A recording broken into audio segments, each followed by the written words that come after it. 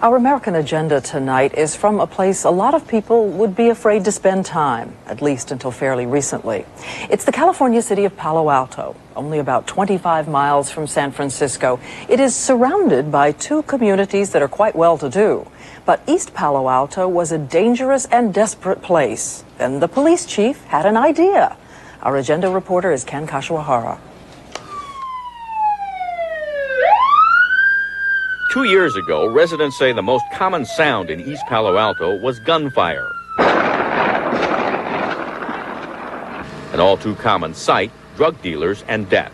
42 homicides a year in a city of only 24,000. East Palo Alto had earned the title murder capital of the country. At McNair High School, the kids still talk about it. We went over there and the man was all blue. He had been shot in the neck. 2 years ago, two of my friends got killed. They used to come to the school. East Palo Alto, with no industry, has always been one of the poorest cities in the Bay Area.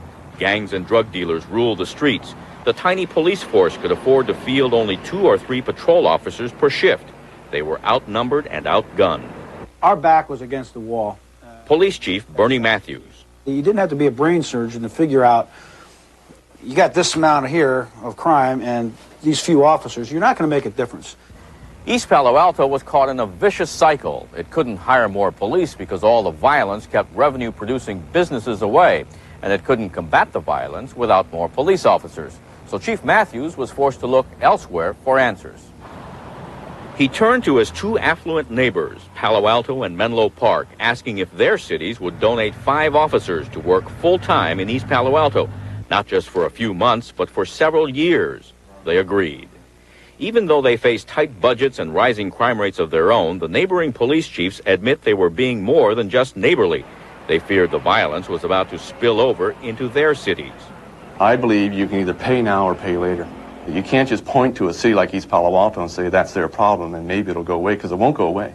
If he runs and he bolts out of the house, let the dog go after him. East Palo Alto's chief got the county and the state to supply 27 more officers. Together, they formed a regional police force called the Red Team. Shoot him! The Red Team prepared to do battle in East Palo Alto, going through tactical training at a military base. This is a little more intensive. It's designed for high arrest, high profile type police work, as opposed to just regular patrol police work or what we're used to. Once Red Team members hit the streets, they found unexpected support. Those 2 that just went down there looking for a spot to set up. Residents organized patrols to intimidate drug dealers and to discourage drug buying. Would you hear gunfire out here? I hear lots of gunfire, especially at night. Dennis Schertzer joined the effort to take back his town. He was fed up, he says, with dealers taking over his street. Fed up because in a single year, gangs killed 9 people in his neighborhood alone, marking each death with a tombstone spray-painted on the sidewalk. It was bad. We were all in danger. And there was no real source of help to turn to. Put your hands on the ground. Put it on the ground! On the ground. The battle for East Palo Alto has been going on for more than a year now, and the results are dramatic. Murders have dropped 69%, armed robberies 75%, assaults with a firearm 57%. Residents say their city has already changed. We see kids on the street playing now. We see them going to the parks. Now, like when I go to other cities, they ask me where I'm from. I'm not ashamed to say I'm from East Palo Alto. I was standing out there and he doubled back your way. The outside police agencies say they will stay here until East Palo Alto can afford to hire more officers of its own. In the meantime, the challenge is to use the break in violence to attract businesses and build an economic base, to breathe life into a city that once had a reputation for death. Good job. This is Ken Kashiwahara for the American Agenda.